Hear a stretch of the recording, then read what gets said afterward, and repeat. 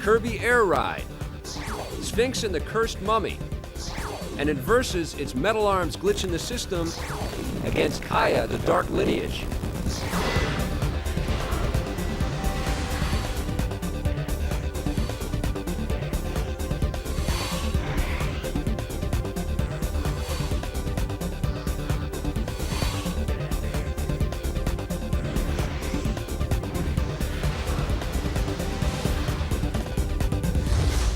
Talk about Looney Tunes Back in Action. This is for the PlayStation 2 and GameCube. It's distributed by Electronic Arts. Now, what'd you think of this one? Boy, I said, boy, this game is about as dull as a bowling ball. Well, it's not quite that dull. No, I'm just kidding. But it's approaching that level of dullness. Share this imitation. All right. Suffering succotash! Oh, that's nice. Yeah, that's some good work. The character voices are absolutely phenomenal in this game. I mean, they really spent the time and energy and creative forces into really injecting the Warner Brothers characters into this experience, and I thought that was really well done. I commend them for that. They have the granny that, you know, she wants you to find Tweety, and then Sylvester's chasing Tweety, and a lot of cool all the characters. I like Elmer Fudd and the Tasmanian Devil. They didn't just, you know, slap a license on a 3D game and throw it out there. I wouldn't go that far. I think there's a lot of problems with the gameplay, but I did really like the sense of humor. And the good news is that the characters are there. They're voiced by a lot of the same actors that you'd find in the cartoons. Got some really funny quips. They kind of make fun of themselves being in a video game. Yeah, I like that. Welcome to the world famous Louvre Museum. For what for? The Louvre. You can play as either Bugs Bunny or Daffy Duck. With Bugs, you can double jump and you can hit everything with a hammer, and you can also burrow underneath the ground. Burrow in the ground. That's a cool effect. I like that. And then Daffy Duck, you can sort of hover jump for a little bit. He flaps his wings like crazy. Yeah, and he has a frying pan that he hits everybody with. It's kind of like a cooperative, like one-player experience in that, you know, you can play Bugs and you hit a button, and then you bring in Daffy, and then Daffy can help do stuff, and sometimes you need to have two characters on screen. The goal is to, well, part of the goal is to collect spinning coins. Yes. And break wooden crates. That's the theme. Have we not progressed? We've never done anything like that before, have we? In video games, never. Nah. There's a ton of little hidden extras that you can unlock, like actual clips from cartoons and trailers. There's the whole movie trailer, because this is all, you know, loosely based off of the Back in Action not at all, feature film. Yeah, there's no Brendan Fraser. There's no or Jenna Elfman or Steve Martin. I found that there was tons of problems though with the camera. I mean, well, that's the worst part of the game. Every time you basically get off the ground, you're asking for trouble, because the camera just freaks out and like hides behind a tree, or just like tries to get away from your character any chance it can get. Overall, it's definitely above average. Well, you know, I had problems with Daffy's control. I mean, we spent a long time just trying to find, land on a ledge. But you're right, it still has some fun in it, and you know, I know that Looney Tunes. A little different. I know. Well, it's different. It's the same, but with different characters. What? It's just like every other platform action thing. Oh, well, how many other platform games you got Speedy Gonzales? Yeah, he was cool. You know, I don't get that in Tomb Raider. No, you don't. I do not get that in Tomb Raider. Maybe that's what Tomb Raider's missing. So what are you going to give Looney Tunes Back in Action? I'm giving it a 7. I thought it was pretty entertaining. I thought it was better than average, 5.5 out of 10. On the positive side, it's really cool to see all the Looney Tunes characters used so well in a game. Good to see them back in action. And the humor and voices in the game are extremely well done. On the negative side, this game has serious camera control problems. We had some difficulty making jumps with Daffy Duck. And even though the voice quips are great, they do get a bit repetitive. All right, now we're going to move on to a cartoon racing game for the Nintendo GameCube. This is Kirby Air Ride. Been looking forward to this one. Illuminate us, kind sir, on why you don't like Kirby Air Ride. Point number 1. Right. You're a ball with eyes. Right. And what looks to be arms on the side, although I'm not sure. You don't like Kirby? No, I hate him, in fact. I Point hate number Kirby. 2. I'll stick Kirby in my bum and fart him out, and that will give you a Kirby Air Ride. You know what I'm saying? Kirby Air Ride is 3 games in 1, just like Tommy says. You get the Air Ride part of the game, which is basically like, you can imagine a snowboarding game mixed with Wipeout. It's sort of like that. You're on hovering stars. Except not fun. And you whip through these psychedelic environments. You've got like a beanstalk world or a magma world, like a lava type world or an ice world. Magma. The other game is this City Trial, which is kind of like Kirby Air Ride's battle mode, where you have different opponents and everybody's fighting each other. And then the third game is Top Ride, which is just like Super Sprint, where you can see everybody on screen at the same time. I always talk about simplicity in games and how I Right. love controls to be really simple. Right. This exemplifies simplicity right And here. so basically, there's no gas or go button in the racing game. He just goes. It's like you said, you compared it to a snowboarding game. That's right. You're just going. You're just going. You're going no matter Now, what's happening. The big button, that was that the A button? The A they button. call that? Yep. That's for everything. It's for brakes, it's for collecting stuff, it's for even to the point where when you collect like a firing weapon, you don't even push the button to fire. No, it just starts firing. Like it's completely too simplistic. That's in the City Trial mode. They use one button and that's it. In the two-player game, you really don't ever feel like you're racing against I disagree. the second player. I disagree. Because you go off on all these little paths It's very and distracting. things. You never feel like, oh, he's coming up right behind me. We Oh, had a close race. one race out We- of about 20. We had a close race. One about 20. And I was fighting you the whole time because you don't like Kirby. I mean, your mind was closed on Of this course from the I don't beginning. like Kirby, and if I All don't right. like Kirby, I'm not going to play the Kirby Air Ride game. Hey, I give you that. I understand that. All right. And I know that there's going to be a lot of people that are going to be turned off by the look Lot of of this game. people. But there are going to be people that are open to playing a different style of racing game, and that's what I this want game names. delivers. You want names and I numbers? want names of these people. And I'll tell you something, if you've got 4 people around the TV set and they're into Kirby, they'll have a good time. Okay, now talk to And- me about the city ride mode, though. There's another problem. When we played 2 players That's of that, that's it's the like worst the part most of the game. watered down, twisted metal Yeah, that's the worst part of the you've game. ever seen. I mean, he didn't know it. I actually put the controller down, walked away for about 5 minutes, came back, and my guy's still going, and Vic thought he was doing good, and he's trying to race against me. I never even touched the controller for 5 minutes. The thing's sitting on it. I said, hey, Vic, you're having fun. Oh, yeah. I enjoyed Kirby Air Ride. It's definitely not an amazing, gonna change your world kind of video game, but it was fun. 7 out of 10. Dumb license, dumb game, 4.5. On the positive side, there are 3 different racing modes in the game. There are tons of unlockable secrets to find. And the best part about the game is that it's deceptively simple. It's actually a very complex and deep racing game. On the negative side, that's one of the problems with this game is I'm not sure who this is going to appeal to. It's too hard for kids. I personally don't like Kirby, and I don't think that a lot of people out there are going to like him either. Although I love simple controls, these controls are way too simple. Stick around, we're coming right back with a review of Sphinx and the Cursed Mummy.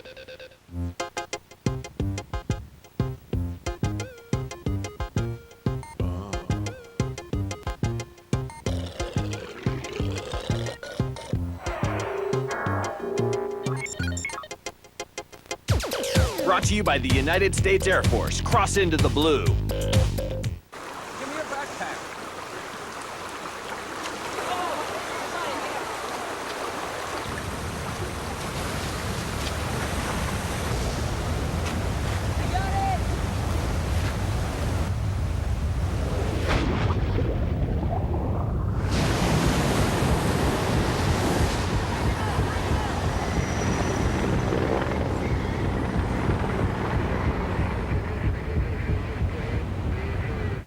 In the world of a professional assassin, there is no place for compassion. Hitman Contracts. In stores April 21st. Rated M for mature.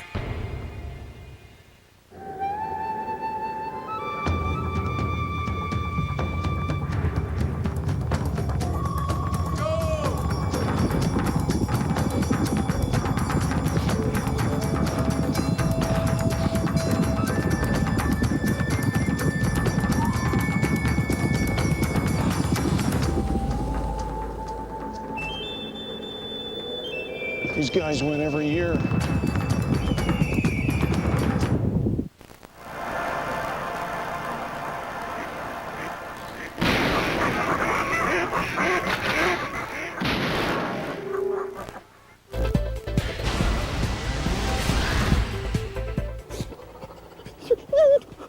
I'm really cold. Well, not really, but I am playing SSX 3, which makes me cold.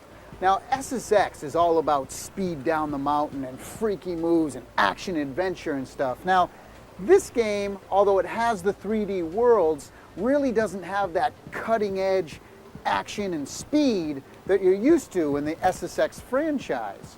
You can connect head-to-head, of course, for competition against your friends, and you can also connect it to the Nintendo GameCube. It's kind of becoming like a standard among games for the Advance this year, which is great. It is a nice 3D world, but lots of pop-up. It almost takes your focus off playing the game sometimes. Now, they also have a bunch of licensed tunes in here as well. You know, you get that kind of edgy vibe going on like the original SSX. It's okay.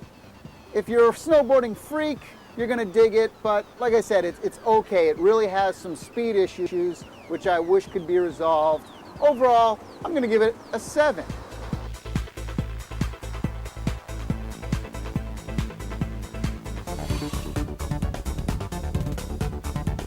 All right, we're going to talk about Sphinx and the Cursed Mummy, which is available for the Xbox, PlayStation 2, and GameCube. It's from THQ. What'd you think of this one? Now, Sphinxter. Sphinx. What? Curse of the Mummy? Right. No, Sphinx and the Cursed Mummy. You play as a cat-like character, the Sphinx. He's like a demigod that has all kinds of really cool acrobatic abilities. You also get to play as the Mummy, who is basically an invincible character. He can't be killed, and just like Voodoo Vince, you can do things like set him on fire or electrocute him and use him to solve the puzzles that he gets into within the game. But the thing is, Right? is that there's no VO, Right? voiceovers, for those of you in the know, Right. in the game at all. That's correct. So, Interesting decision there. awesome, interesting decision, I'll say. During the cinematics, their lips are moving, See, that's the crime. but nothing is coming out. That's the real problem. Kind of like what I wish would happen with you sometimes. Right, I got you. The gameplay is actually, it's a mix of Zelda with all of the action RPG sort of discussions that you have throughout the game, but it also has elements of Prince of Persia, I thought, in the game. This is about, you know, a lot of really in-depth, thought-provoking puzzles. Yes. Which, as fun as they are and challenging as they are, it almost seems a bit too challenging, Right. which hinders the fun value and the fun factor. One thing they could have done, Yeah. which could have taken all of that away, and most games do these now, is have some kind of objective. It doesn't have to tell you exactly what you have to do, Right. but give you a hint or something. Like, what am I supposed to do next? I know. I have no idea what I'm supposed to do. They just throw you in this world and say, figure it out. And that gets a little tedious. So I love the fact that there was such a difference playing with each of the two characters. The mummy is all puzzle solving. He doesn't have any weapons. He can't really beat on the bad guys. It's much more stealthy. And the Sphinx has got a great sword and a very cool shield. Which you eventually pick up along Right. the journey. I would have liked to have seen a little more battling, like in Prince of Persia. I Right. think was a perfect example where they had puzzles, they had great battle action scenes. This one was a little less on the battle and action. Would have liked It to see feels- more of that. The fighting's fun, though. I mean, it's really solid. I was a little unhappy with the closeness of the camera. I wish that it was a little further back, or that at least you could adjust it, or sometimes the games you hit a button and it brings it out a little bit more. That's Right. not a difficult thing to do in Right. creating Like a Prince game. of Persia, they did that. Wish they would have done that. I like this game a lot. I'm going to give it an 8.5. I'm giving it an 8. On the positive side, Sphinx and the Cursed Mummy features beautiful environments that are very fun to explore. The difference in the style of gameplay for the two characters is excellent, and there are lots of innovative, interesting puzzles to solve and cool items to collect. On the negative side, none of the characters have voiceovers at all. Their lips move, but they ain't saying much. It would have been nice to see the camera view pulled back a little bit. And I really wish the objectives were a little more clearly defined. We're going to take a look at a device that allows for wireless internet connection. That's the big buzz out there. Everybody's talking about wireless internet, and they're the 802.11b kind of connections and stuff like that. LMNOP, XYZ. You know what I'm talking about? The B or the G. I actually have no idea what you're talking All right. about, but go ahead, keep going. This device is from Nyko, and what it is, it's called the Wireless Net Extender, and it allows you to create a wireless connection without having to buy a wireless router. It works with your regular cable connection and your regular Ethernet connection on your device, and you set up 2 wireless pods, one at each end, and they send the signals back and forth to each other. You don't have to get a special card for your PC. You don't have to get a special new modem or router or anything like that. So what you do is you have your cable Right. plugged into your regular cable modem Right. that's already in your house. Or ADSL Or modem. ADSL. Yep. So you take the output of that, you put it in this device, and then you can have your Xbox, PlayStation 2, PC, whatever, somewhere else in the house. Up to 100 feet is what they tell you. Right. And then so you take the other piece of this device and put it in that console. A lot of these wireless thingies, Yes, is that the proper technical term? absolutely. Normally cost $300, $400, $500. Well, you can get This them. one- You can get them a little cheaper now because they're starting to proliferate. Everybody's talking about wireless internet They're connections. periperating? Yes. Oh there my you go. God, someone should stop that. We're gonna have them all over the place now. The one thing to consider is that you need a power source for each end of the device. I think for the people who need a inexpensive device where they don't need to travel too far, I think this is a good recommendation. Absolutely. I heartily recommend the Nyko net extender. On the positive side, this thing does exactly what it says it's going to do. You can have wireless internet very quickly, very easily. And the price, when compared to other wireless solutions, is very good. On the negative side, you do only get about 100 feet of distance, so if you need longer than that, you might want to go with the more expensive products out there. Stick around. It's Metal Arms versus Kaya right after this.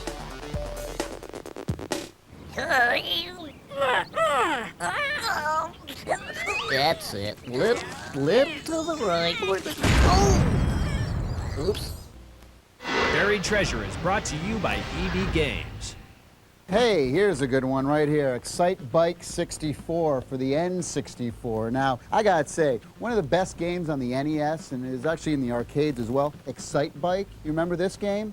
Unbelievable, right? Well, Excite Bike 64, still to this date, it's probably one of my favorite motocross games of all time. Not only do they have an amazing track editor where you can go in, edit, and build your own track, but I tell you, the fun about this game is that it has all these great mini games as well. Not just the racing around the stadium levels, but there's some really cool, fun outside levels where you go up in the desert, you're trying to capture flags, and the AI on this is really amazing. The sound effects are incredible. This is the best controlling bike game I've ever played. Excite Bike 64 from Nintendo for the N64. Check out this and other buried treasures at EB Games. We take games seriously. Buried Treasure is brought to you by EB Games. We take games seriously. Hey, I've got an interesting buried treasure for you guys today. This one's called Star Trek Deep Space Nine: The Fallen. It's developed by the company known as The Collective. They're the guys that did the Buffy the Vampire Slayer game and the brand new Indiana Jones game, Emperor's Tomb.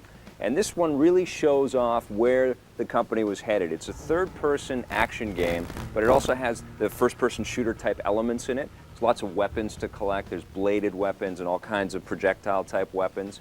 You can play as Worf, Cisco, or Kira in the game. And there's a little bit of a branching type of mission thing going on at the beginning, but eventually all of the missions do become the same kind of path. Graphics are really good. They use the Unreal Tournament engine to build this game, and it has really nice looking environments, some great looking lighting. There are lots of jumping puzzles in the game, but the controls are solid. Voices from the actors are in the game. And overall, it's a very fun game that you can pick up for your PC and even your Mac. I've got the game on the Mac and it plays wonderfully. It still stands up, even with today's technology. It still looks really good. Check it out. It's called Star Trek Deep Space Nine: The Fallen. Today in Versus, we're taking a look at 2 mascot-style games that may have been overlooked. We've got Metal Arms Glitch in the System from Vivendi Universal for the Xbox, PlayStation 2, and GameCube, and we've got Kaya Dark Lineage from Atari for the PlayStation 2. What do you think of the graphics in these 2 games? No contest. Metal Arms is by far the superior, graphically pleasing game in every aspect. The characters are really well done, the environments, you go into these caves and there's all these beautiful worlds, multiplayer, everything's amazing. Kaya, I mean, I'm just gonna come out and say it, The graphics are piss poor. I know you're gonna say. I know you're gonna say they're stylized. Yeah, and they're that's not. They're not They piss poor. suck. Hardly at They all. suck. No way, man. They are about It's very, 4 years too old. I would agree that Metal Arms has a much superior look. I mean, I love the visuals. I love my robots. But I do think that Kaya's got a cool, distinctive look. I'm not a big fan. Yeah, it's called bad. I'm not a big fan It's of the distinctive. actual main character, but I like the environments. I like the wind effects that it creates throughout the game. But don't you think that the texture mapping on the ground, I mean, they look like PlayStation 1. No, hardly. Oh, no way. It's come on. It's probably a little bit closer to the look of the original Jak and Daxter. It's scaled back on the texturing and stuff like that. But the worlds are massive. There's lots of stuff going on. I'm not saying the worlds aren't big. I'm just saying the actual graphics and textures themselves. I like the animations. I like the wolfen creatures that you're out trying to attack. I like the boomerang. I like that she's riding little creatures and she's hoverboarding. I'm going to coin a phrase. It's very stylized. It is. And it works for me. That's all right. I like the graphics in both games, but definitely Metal Arms with its shiny robots and the huge explosions. Now, what about the gameplay of these two games? Well, you know, the whole character, the Kaya character, and the storyline is just blah. There is a lot of things to do and a lot of cool things that she can do. That's what I liked about this game, was the variety of stuff that you can do. The control, I thought, was very tight all the way through in Kaya. Control's all right. But now Metal Arms is more of a game. It's more of a, I don't want to call it a button masher, but it's more of a shooting style. It's definitely a shooter. Overall, I think I like the gameplay a little better in Metal Arms. I like the gameplay of Metal Arms as well. It was much more aggressive, much more fun. We had a blast playing multiplayer. Now let's talk about the audio for both of these games. No contest. Metal Arms wins again? Metal Arms, I mean, the sound effects are great. Yep. I really enjoyed the music. The voice acting is great, as well as like some of the weird robotic effects they put on some of the voices. Hey, Crunk, were you able to repair our mystery bot? Of course I fixed him. It was a huge pain in the waistband, because he's some kind of custom jobby, but nothing I couldn't handle. Now on Kaya's side, the music was okay. Less than stellar. The voiceover, the worst Very bad. I've ever heard. Well, I wouldn't go that far. On one of these PlayStation 2 massive exploration type games like this. Okay. Because they spent a ton of money and time building these huge worlds to explore, and then they have like this stupidest sounding bird. It's like one guy. It sounds like a programmer. So annoying. You look confused. I would be too if I were you. Luckily, I'm not you. I'm me. Tough crowd, I'll say. What's your take on both of these games? I appreciate the huge world that Kaya is. It just didn't do it for me graphically. I'm more of a twitch shooter kind of game, and Metal Arms delivered a little bit more on that, so I'm going to go with Metal Arms. I like them both. They're different styles of games. I mean, there's some parallels with the collection and some of the stuff that you do, but I agree with you. Metal Arms, much more action, and the multiplayer is a blast. I'm giving Metal Arms an 8. 8.5 from me.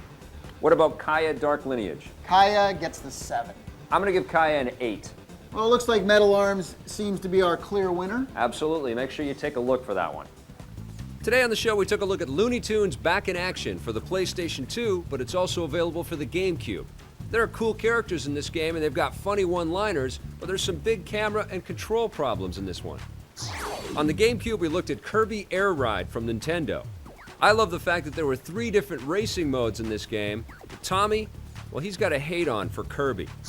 For the Xbox, but also available for the GameCube and PlayStation 2, we looked at Sphinx and the Cursed Mummy. We love the 2 different characters and the great-looking environments in this game, but what happened to the voiceovers? In Versus, we looked at Metal Arms Glitch in the System for the Xbox, PlayStation 2, and GameCube. This is a very slick robot action game with cool visuals and fun multiplayer. We stacked it up against Kaya the Dark Lineage, which is a huge action-adventure with a very stylized look. Now, we thought Kaya was a good game, but Metal Arms is better. In hardware, we reviewed the Nyko wireless net extender. This is a cool, lower-cost solution for a wireless net connection. On the Game Boy Advance, Tommy reviewed SSX3. Now, it was a pretty good interpretation of the console games, but it was just way too slow. Well, thanks for watching our special DVD Extras episode. We hope you taped this one, because if you watch it again, you can actually hear the Spanish language track. See, See? And don't forget, how about widescreen mode? Right, we've got the extra special, more expensive widescreen mode as well. Very nice. Can't wait for the extra director's cut edition where we're going to make some serious bank. So what are you going to give Looney Tunes Back in Action? What are you going to give it? I'm going to give it a 6 out of 10. Really? Yeah, what are you going to give it? I don't know yet. So what are you going to give Looney Tunes Back in Action? Wait, I'm still thinking. Hold on. All right. It's either a 7 or a 7.5. I'm going to go with the 7. Okay, here we go.